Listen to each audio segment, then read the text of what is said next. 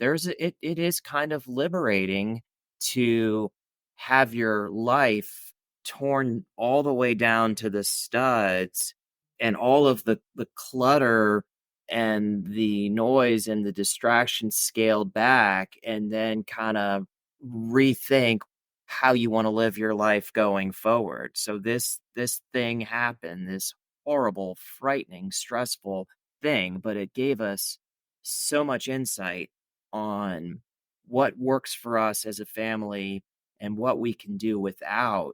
And so we now approach our lives, our priorities, our work life balance, our friendships with just such a different eye than we probably would have had this not happened.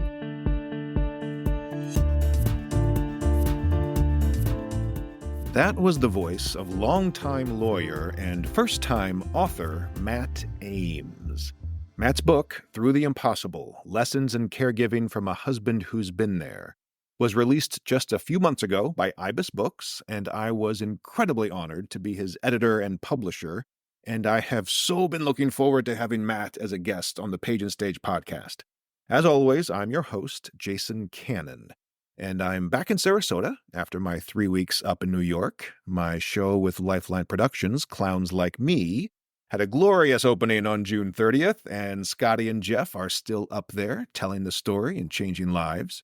Tickets and information are available over at clownslikeme.com, and we also just captured this off-Broadway production on video a week or so ago, and as soon as that is available, I will of course let y'all know. Now, as for my guest, Matthew Ames, Matt is a husband and father of two. He is also a partner at an Atlanta law firm where he handles complex business disputes. He has been recognized as a Georgia super lawyer for several years running and was selected by his peers for inclusion in the 2023 edition of the Best Lawyers in America. In addition to his law practice, Matt has served on the boards of several Atlanta nonprofit organizations, and on most weekends you can find Matt and the light of his life, Liz, cheering wildly for their boys out on the soccer pitch. And you know they love soccer if they call it a pitch instead of a field. Here we go with my conversation with Matt Ames.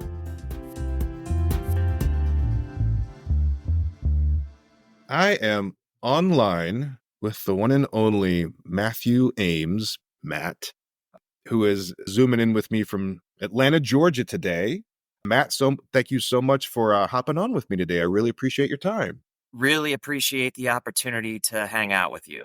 Yeah, for sure. And now, many of you out there know, through Ibis Books, I've published Matt's first book. It's a memoir called Through the Impossible, and we'll get to talking about the content of that book later on too. But if you've seen any newsletters or the way I've marketed, I have a thing. I love to call Matt Georgia super lawyer because that was in his bio. And he's like an Avenger. He's like a superhero. And so I have to ask, now that I have you trapped in my recording studio, Matt, what exactly is a Georgia super lawyer and how did you become one? Did you find some kryptonite? Did you drink a special potion? Did you get hit with radiation? I wish it were that exciting. I mean, I think we're self-aware enough to recognize that we can be a desperately boring bunch. And so we come up with these outrageously clever marketing tags to distinguish ourselves from the other guys who do a lot of the same work. And so that's mostly facetious. There is an annual survey that gets circulated within the Atlanta legal community, and you have the opportunity to nominate other practitioners who you think highly of, and then they tabulate those results. So someone who's tagged with a super lawyer presumably has made a favorable impression on a couple of folks out there along the way. And so, you know, the law firm loves to put that on our website, and you put it on your LinkedIn profile, and then ideally you get to talk on a podcast where someone asks you if it's the result of a radioactive spider or something a lot cooler than what I just described. I was going to say, do you all get to wear spandex to court or a cape? No, you've been such a good sport about it. It's one of the, I saw that and it stuck. It was so sticky to me. Anyway, but lawyer wasn't was that wasn't always your first gig, right? I know you have something of a theater background, and so if you can just give us your nutshell kind of origin story of Matt Ames as artist, storyteller, lawyer. Sure. So my legal track has been pretty traditional. I went to college and graduated in 4 years and then went to law school. Thought about taking some time off in between law school and work, but ended up going right into my law practice after passing the bar. Wow. That would have been in 1998. So coming up on 25, well, I guess it's been 25 years now. Yeah. And I've been practicing law at the same law firm ever since. At the same time I was booting up my law practice here in Atlanta, there was a local improv troupe, also from Florida, my home state, that had put down roots in Atlanta and signed a lease on a theater space in Little Five Points, which, if you're familiar with Atlanta, is where you want to be if you're an improv troupe putting down, roots in the local scene. And I knew a lot of the guys. We were all or mostly all from Florida originally, and I had followed them when they were a traveling improv troupe when I was in college and law school. And so the same time I was starting my law practice, I was also spending a lot of weekend time at the theater as a patron, as a volunteer, and then over time as a board member. I served on the board of this theater. It's called Dad's Garage Yeah, yeah, they're for great. 7 or 8 years. Yeah, they have a national reputation. I'm very Yeah, proud. It's been some time since I've had like a formal involvement over there, but I'm very proud of having that history with them, and I'm very proud of them and what they do. It was an interesting way to mature into adulthood, both as a baby lawyer and also someone who was surrounded by super bright and creative people, but living in just such a different professional world. I mean, like solar systems away, but really cool to kind of see the inside of the machinery on an organization like that. Interesting to watch their trajectory from this upstart, scrappy little arts organization to one of the most respected theaters and arts organizations in the Southeast. And so in many ways, it's been almost by osmosis a creative outlet for me to hang out with super creative and talented people. I wish I could say I've spent a lot of time on the stage. I really have not, other than taking a handful of improv classes and having some hand in designing and organizing many years ago an improv class that was geared towards lawyers, which was a successful campaign that we ran at the theater for a few seasons. But that's it. I've never been on a stage for like an actual improv show right. or been part of a stage production, but I am proud to have been any small part of it in the history of it. Okay, you just mentioned improv for lawyers class. Break down like what's the curriculum there and what's the goal? Like a lawyer, well, one, what's the draw? Two, what do you teach them? And three, when they leave, how are they changed? Are they taking that those skills back into their work? Was it just to blow off steam, or was there something about this particular mindset of, like you said, solar systems apart? What is the creative side offering to the lawyers that brings them in, and then you send them out with some new superpower? So the draw is twofold. The mundane answer is that lawyers in most states, including Georgia, in fact, probably every state, are required to take a certain number of hour of courses over the course of a year to remain in good standing with the state bar. They're called CLEs, continuing legal education. And in Georgia, for example, it's like 12 hours or it may be 15 hours. It's some non-zero number that usually takes several days to accomplish. Okay. And some of the programs are terrific, and some of them are a total drag and really boring. And so the idea was to get this Improv for Lawyers program CLE accredited, which we did, to make it kind of a draw for lawyers. Hey, you need to knock out your CLE hours. Why not do something that's a little more creative and a little more fun? So Yeah. that was the original play.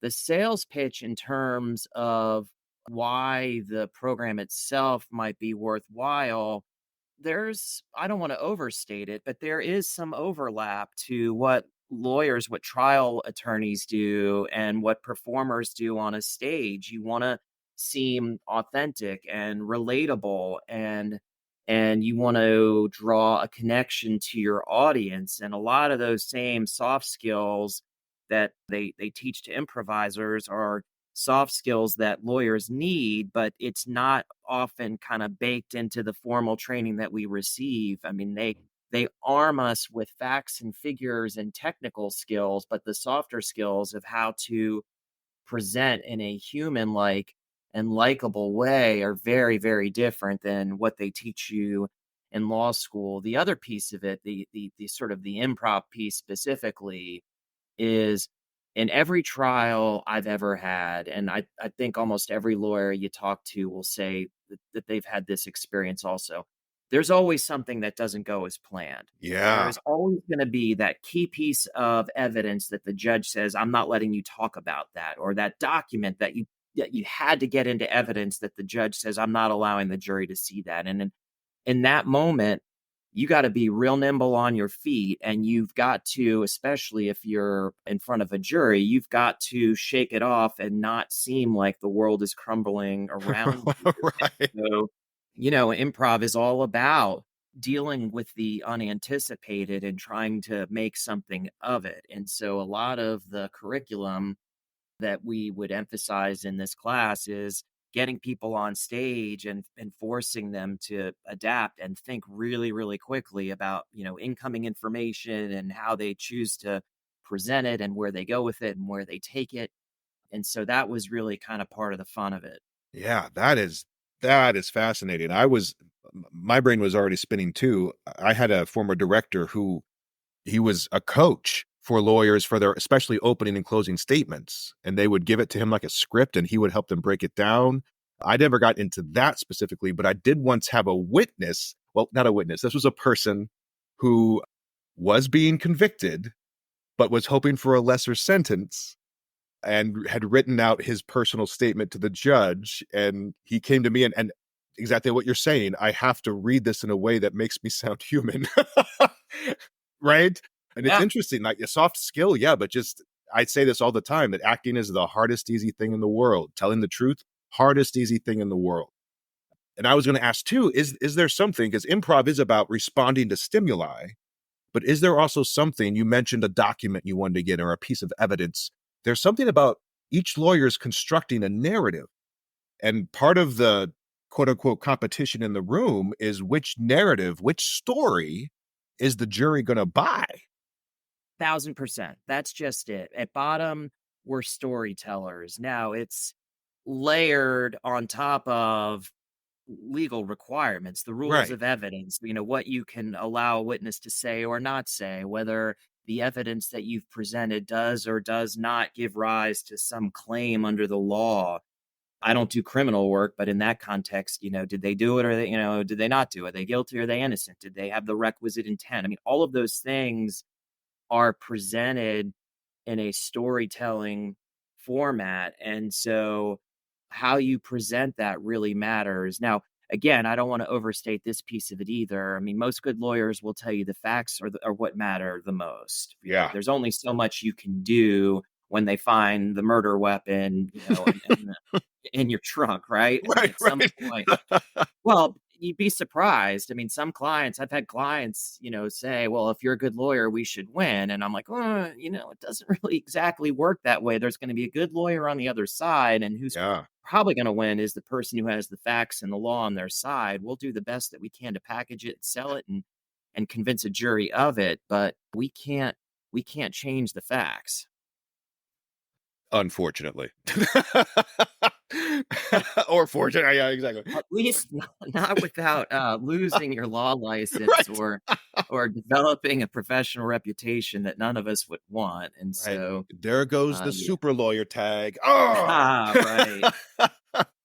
Great, Matt. So that's a path that could be its whole own podcast episode right there, breaking down how to build narrative in the courtroom. But I want to talk specifically about the book that you wrote and that we published under the IBIS banner here, called Through the Impossible: Lessons in Caregiving from a Husband Who's Been There.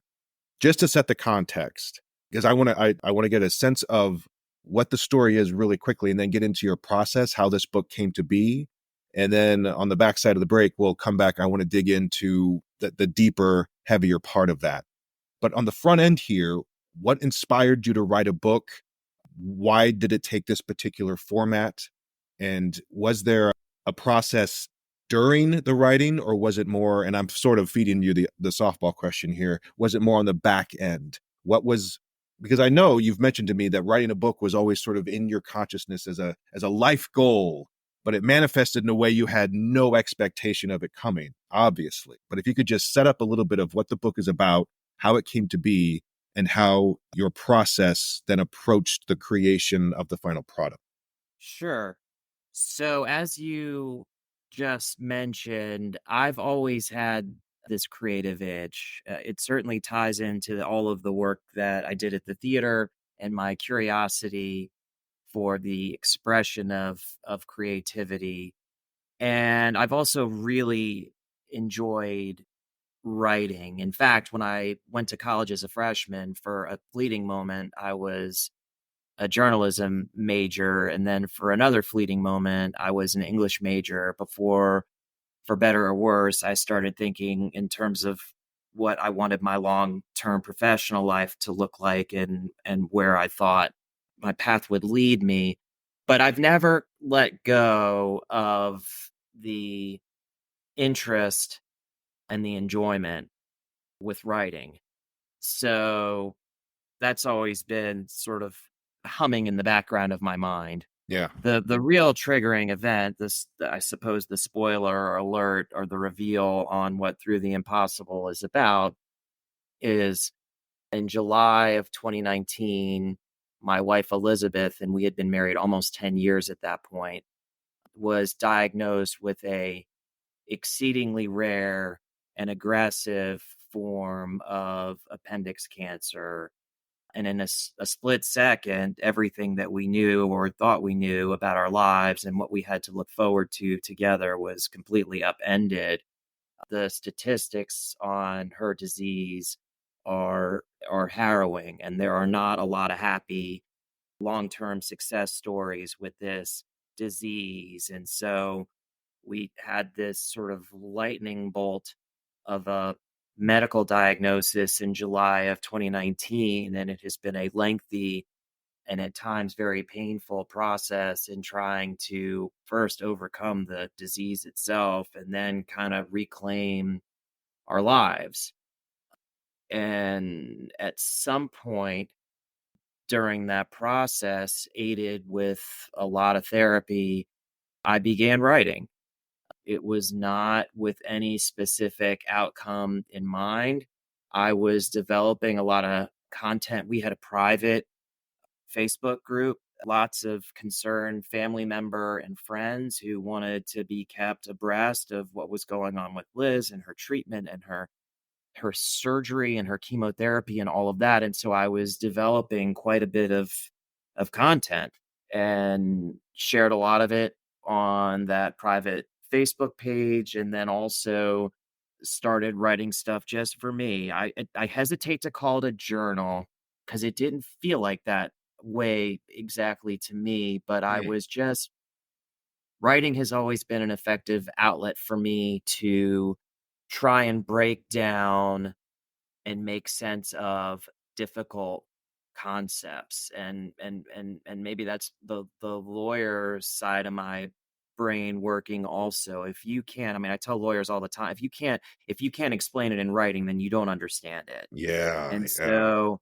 always tried to use that as a tool to work through and process and make sense of difficult things. It just so happened that this was not a legal problem I was wrestling with. It was an existential and kind of emotional crisis problem. Yeah. But I wrote and wrote and wrote, And at some point, and I don't know that it was like a flicking of the light switch moment, it was kind of a gradually over time, it started to take a form. It had a chronology and it had an arc, and I was starting to get more into the takeaways and the life lessons than the story of Liz's cancer and treatment itself. And at that point, I brought her into the discussion. What do you think about this?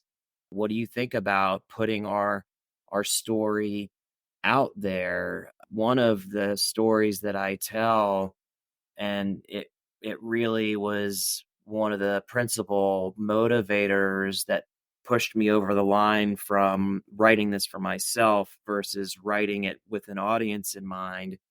When Liz was diagnosed, within a few days, there were like a dozen boxes from Amazon on our front porch with books geared towards the cancer patient, everything Oh, from yeah, yeah. cancer-free dieting to the science behind cancer, inspiring stories by other survivors who overcame seemingly impossible odds like the one Liz was facing. I mean, she was reading everything she could get her hands on, but there was very little that I could find that spoke to the perspective of the caregiver thrust into that situation, a terrifying situation. And Um, that's key, that word and thrust. To your point, where's the manual for the person who has 0 training to suddenly take on what becomes basically another full-time job? I mean, that sounds a little mercenary to talk about it, but that's really, in terms of hours, bandwidth, your energy, that's what happened. A new job, a new identity is suddenly foisted upon you, right? overnight, Overnight, yeah, with no warning and no training and very little by way of resource to guide you through. yeah. And the another little anecdote from that moment in time, Liz said something to me the day we found out she was diagnosed that will haunt me forever.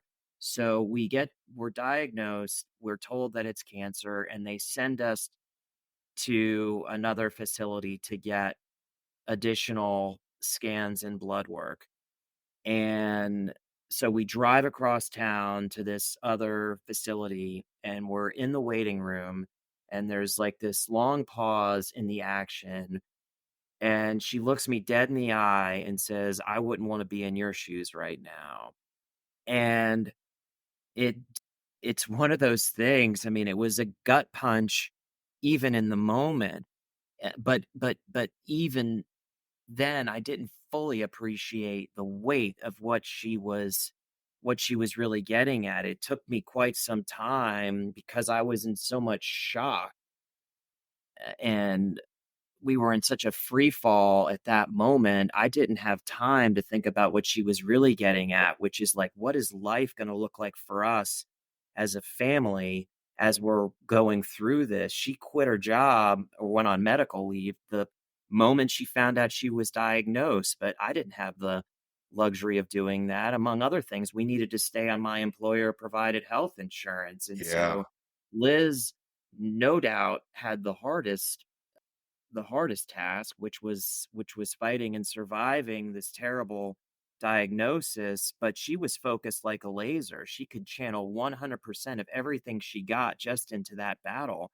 But for me, it was almost the opposite. I mean, my life was like a kaleidoscope. Every day it was shifting priorities and demands and having to maintain some semblance of a law practice while caring for her and spending a lot of time doing it, and having 2 young boys who needed their, parents' hands-on care and attention and comfort and all of those things. Yeah, I mean, Liz got it right away. It took me some time to get there, but and I'm thankful that she saw that. yeah. So jump back to you had just about you're about to bring her into the conversation about your writing.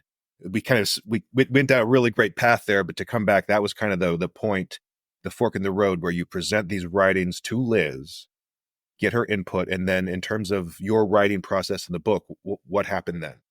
Well, she wholeheartedly agreed it was a topic that needed to reach an underserved audience, kinda going back to the point of the Amazon books on the front porch. Right.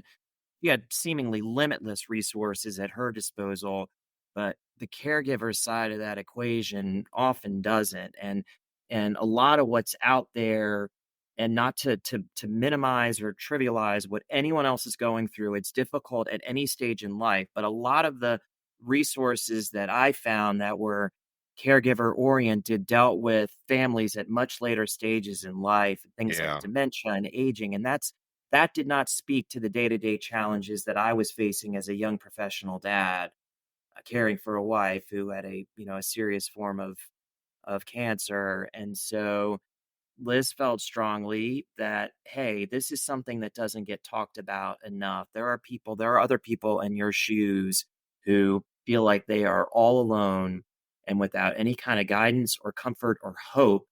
And maybe this is your calling to share our story, to share our takeaways, our lessons learned, and perhaps be a source of comfort for other people who are going through it. And so at that point, I had already developed quite a bit of content, but my sort of further refinement and development started to funnel into this more kind of narrow idea of, let's make this a guide. Yeah. Let's make this a survivor manual for other people who may be going through it. Yeah. We're gonna toot our horn here a little bit. I remember when I first got the manuscript and and I read through a lot of manuscripts as a small publisher, and this was one where within like 3 pages, I was like, "Oh yeah, I'm gonna publish this." It was because the story and the voice was just already so formed and so strong. And I remember one of our first conversations was about the formatting of the book because it's very specific. A lot of you call it a survival guide, but it's also part memoir. The point being that part one is very focused on the literal story of your family itself. And part two then turns the corner into, and here's what I've learned. Here's what I can offer. Here's how I survived and I'm still surviving. And if you're looking for tools or resources, here's my best offering. Two very distinct sections of the book as opposed to interweaving them. Talk to me a little bit about how that ended up feeling like the right way to both tell the story and share what you've learned. So I sometimes I used to say, and I don't even know if I still feel this way anymore. I used to say that part one of the book, which is captioned Our Story, was almost a Trojan horse to grab the reader's interest long enough to get to the real point of the book, which is part two, the lessons I've learned. It would, without the story on the front end, just a story by some guy, what I've learned about caregiving under these terrible circumstances could almost elicit a shoulder shrug or a who cares what this guy has to say. You almost need, I think, the first half of the story to get the reader's attention and get them invested in it and to care, to listen, to give us, and I say us because Liz has been very much involved in this process, to get people invested and interested in our story. And then the part two, what I've learned, that also has some layering to it. And I come right out and say it in the book. So it's not like this is an Easter egg in a Taylor Swift song that has this meaning. I mean, put it right out there. It's Jake Gyllenhaal. Um, Oh, you are one hit professional dad.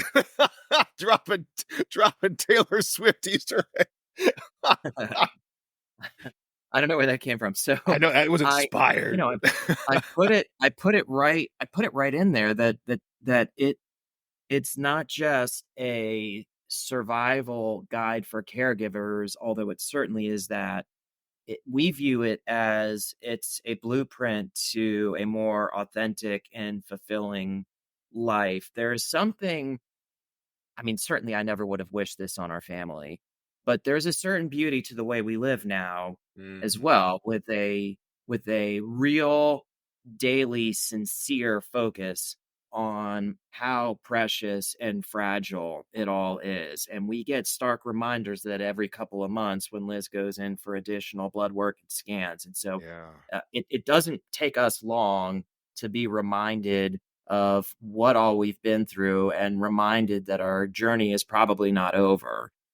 And so, but in a strange way, it was, if you force yourself to look at the glass half full, which Liz and I always do, it is kind of liberating to have your life torn all the way down to the studs, and all of the clutter and the noise and the distractions scaled back, and then kind of rethink how you want to live your life going forward. So this thing happened, this horrible, frightening, stressful thing, but it gave us so much insight on what works for us as a family and what we can do without.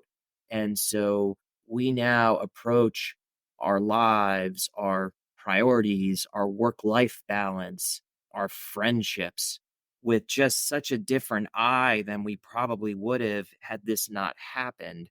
And so, one of our hopes is yes, for sure, it's a caregiver guide or manual, and we hope that it provides comfort to people who are put through it. But even on a broader level, we hope that our lives are, can be stressful and turbulent, separate and apart from cancer or disease. I mean, as Liz writes in the forward of the book, whether it's divorce or loss of a job or loss of a parent or some major trauma or loss, there are lessons to be learned and how to make something beautiful of it, how to maintain hope and faith and love and all of those things. And so part two of the book for sure touches on the literal, this is what I learned about caring for someone with cancer, but the hope is that the message has broader application.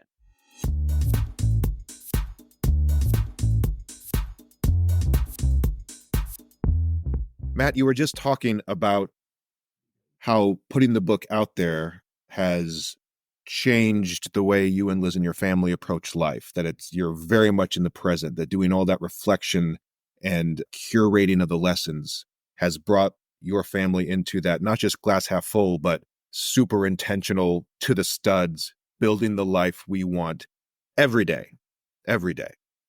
I'm wondering about the impact of marketing and selling a book on on a family that's still, as you said, the story's not finished. And I know Liz is back to work. Your kids are just getting older. Everything is still happening. Your practice, all this is still going. And now you're also trying to for those of you out there thinking about writing a book, sometimes writing the book is the easy part.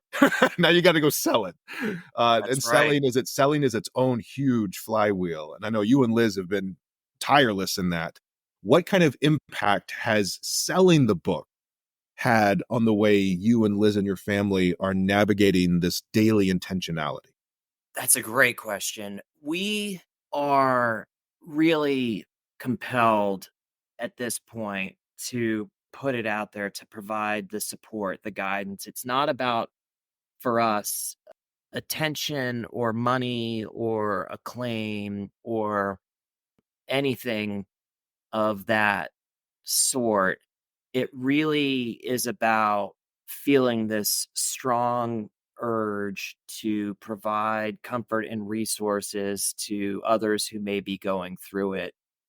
I mean, I talk about this at length in the book, but one of the things that you may not expect when you're in that position is the feeling of isolation. I mean, anyone who hears about someone serving as a caregiver probably guesses correctly that that's stressful and tiring and it can be emotionally trying. But there's a real feeling of loneliness that gets baked into it too. And I don't think that gets talked about enough. I mean, Yeah. you and I could spend a long time unpacking why it is that this is a topic that doesn't receive as much attention. And I've got some ideas about that, having walked in those shoes. I think there's an aspect of guilt that you don't want to make any bit of it about you when your loved one Yeah. is going through so much. There's a little bit of shame in copping to confronting difficult feelings like anger and fear and anxiety and things that you're not supposed to say out loud when your Yeah. spouse is going through everything that they're going through. And so, what I think what a lot of caregivers do is suffer silently, and they feel like they're going through it alone and that nobody understands, and that can really be unhealthy. And so, looping all the way back to the original question, what the sales and marketing push has meant, yeah, I mean, it for sure. I mean, I'm in the middle of a workday right now talking to you about this, and Right. I've taken time off from work to speak at other places. And so for sure it's a little bit of a daily or weekly interruption at times, but we believe very strongly that this is our call to service, our call to action, and we want to provide the support. And the only way to do it, there's so much content out there. I mean, people aren't going to find it all on their own. They're not going to stumble on it. We've got to Right. push it and promote it and network it and be out in front. And it's something that we feel good about doing. How does that impact, especially you and Liz, emotionally? Like, I've often discovered with performers that and I feel this myself, it's harder to perform for your loved ones than for strangers. There's safety speaking to a stranger, but if you're performing for mom, now I'm starting to sweat. You know what I mean? So you have this book out there that is incredibly raw and open and vulnerable, the most intimate details of your emotional life, physical life, you and Liz together. How did your coworkers respond when you go to these talks? Is it easier or harder if it's to someone you know, or to, like, I know you recently spoke to a group at Delta. Was that better question? Does talking about it continually help you heal, or is it weird to drudge all that stuff back up? Is it a combination? It's both. It's both. It definitely stirs things up. I've more often than not, when talking about the book or being asked questions about it, I've had moments of having to kind of collect myself because Yeah. it can get pretty raw. When I decided to take the leap on this, when Liz and I decided that we were going to do it and put our story out there, one of the promises that we made was that we were gonna go all in on it, that it was gonna be authentic, and that we weren't going to sugarcoat it. And there's a reason behind that. I wouldn't want someone who maybe is going through a tough time to pick up the book and be left with an unrealistic or diluted sense of what it's all about. I would be doing a disservice to a reader if I didn't share that there have been moments where I've struggled with anger, for example, Yeah. or talking about some of the more difficult questions that Liz and I have wrestled with, even a few years out of her surgery, and after a few years after the conclusion of her last chemotherapy treatment. We really had kind of a commitment to go all in. The flip side of that is that it is very revealing and exposing, and I've had a creeping worry, and I still sometimes feel it, that, my God, we really put it all out there, or as Liz sometimes to like to jokingly say, "You really pulled our pants all the way down on that one." And so I've worried from time to time that people look at me differently, or if I'm being judged, or if people think that, that that's too overwrought or whatever it is, but I felt so pulled in this direction. I didn't want my fear of being judged or of being exposed to prevent me from doing it. And then some years later, looking back on it with great regret. Like, you Yeah. should have, that was your moment. You should have taken the leap. And I'm glad that I did. And it has been awkward. I mean, I've had people who I work with say, "I really enjoyed your book." And, there was, Yeah, how do you, that's so interesting. Like, there was what's the proper response to that? I say thank you very Yeah. much. I mean, certainly it was no secret that Liz was sick, but I kept most of the details to myself. I mean, even my Yeah. parents, when they read it, had the same reaction. Oh my God. There were certain stories that I had never shared with them because they were Right. too painful to talk about. And Yeah. so, yeah, putting it out there at times makes me feel uncomfortable, but I think it's better than the alternative path, which would have been never taking the chance and perpetuating this, I think, very unhealthy caregiving culture, if you will, of suffering silently. Yeah, yeah.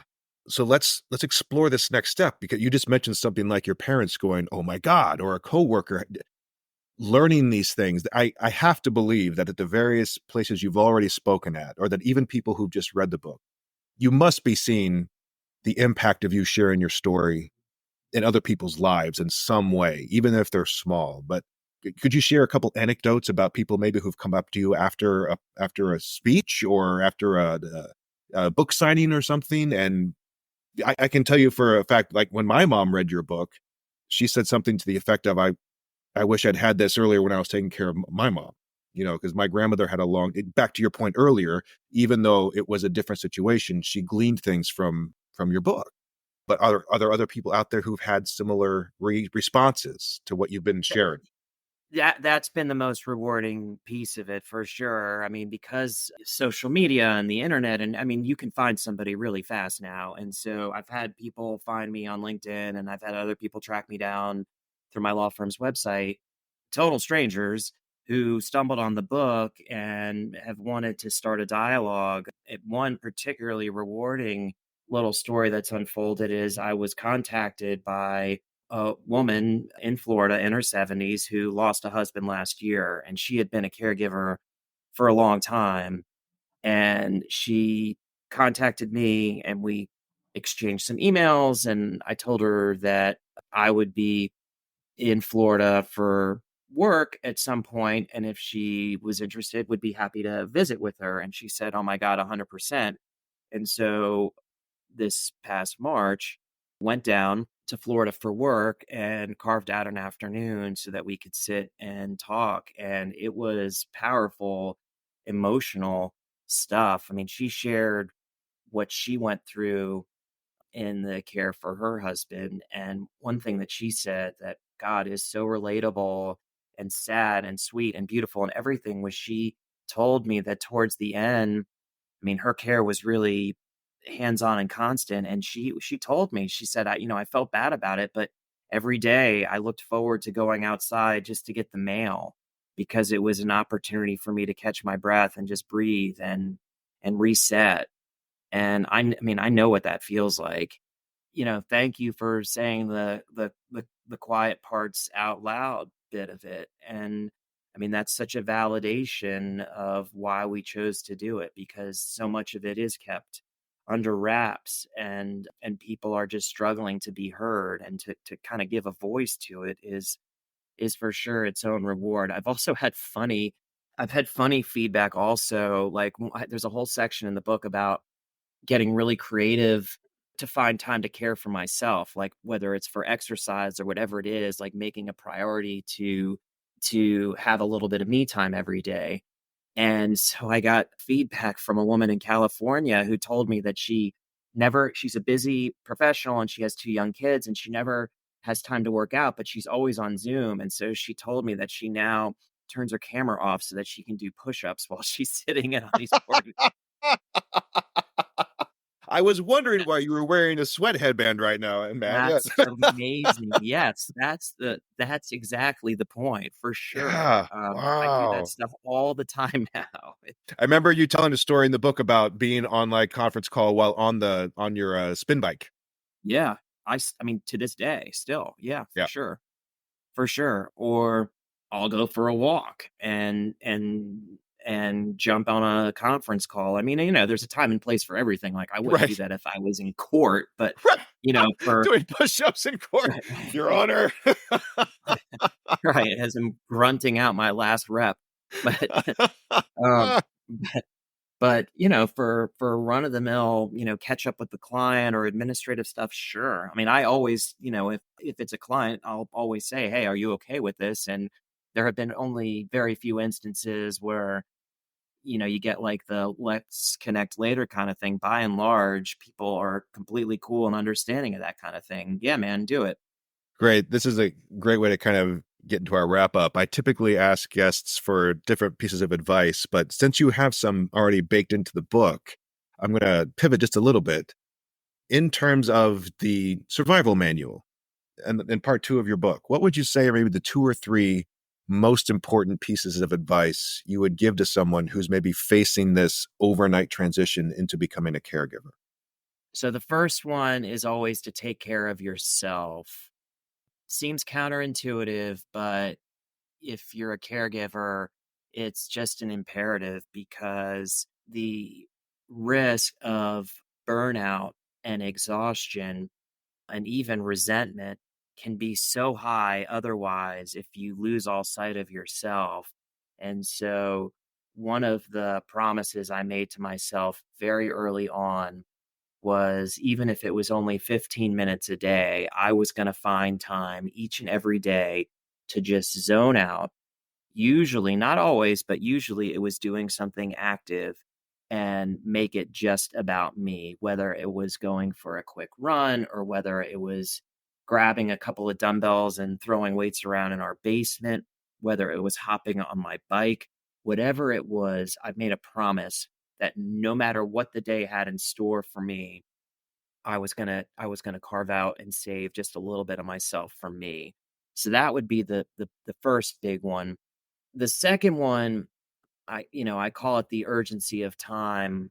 You really do have to, as a caregiver, take a honest and holistic look at your time allocation and make sure that it is serving you exactly right because Yeah. time is such a precious commodity. I think it's true for everyone, right? I mean, we all only have a finite number of minutes walking the earth, but for a caregiver and a family that is facing illness, it just becomes this top of mind kind of daily thought of, am I making the absolute most of the time that we have together as a family, and is it reflecting our values and that kind of a thing.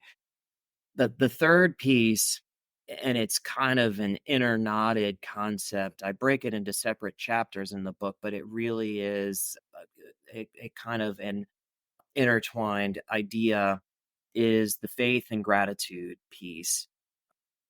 There's just so much that Liz and I will never know. We'll never know how this happened. We'll probably never know that we are done with it for good. And the overhang of that can be a heavy burden if you allow it to be that.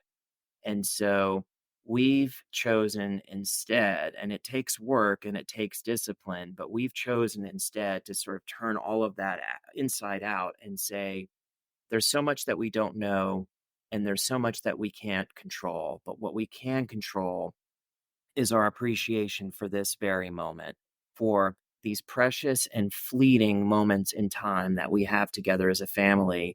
And you don't need to face an existential health threat to tap into that kind of gratitude. Parenting is the other example that I use in the book. It goes by so fast. And it and there are so many parents I've met with older children who are constantly reminding me it'll be over in the blink of an eye. You really kind of have to soak the moments in. And so Liz and I for sure live with that as a top of mind priority, that tomorrow is not guaranteed.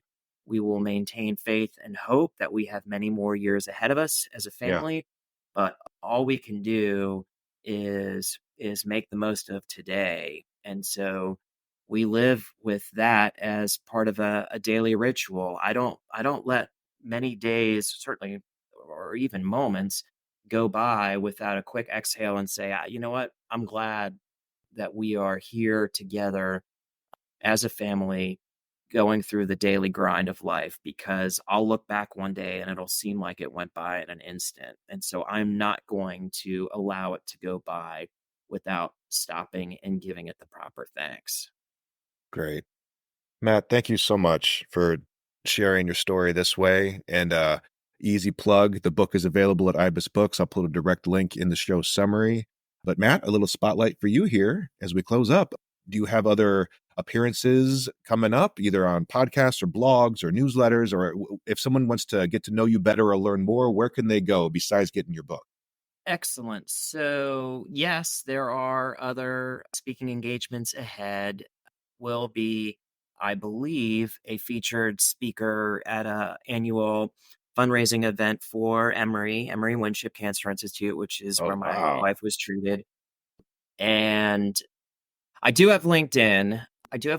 I am speaking at Emory. I have submitted for the Atlanta Jewish Book Festival, but I won't find out until July whether I've been selected or not. That would be a coup. If that That'd be happens, great. that would be huge. A couple of other little irons in the fire. I guess there's going to be a story in an upcoming law journal about the book and Liz and me. Those are probably the big ones.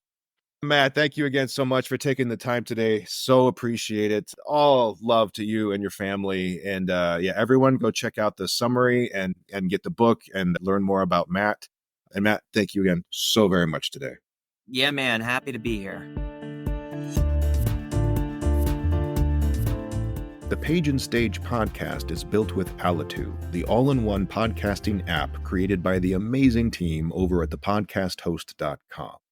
You can learn more about all my guests and access their websites and projects in the episode summaries. If you enjoyed and found value in this podcast, please tell at least one other person. Word of mouth has always been and will always be the best marketing tool in the world. Thank you for listening, and until next time, I'm Jason Cannon, and I cannot wait to hear your story.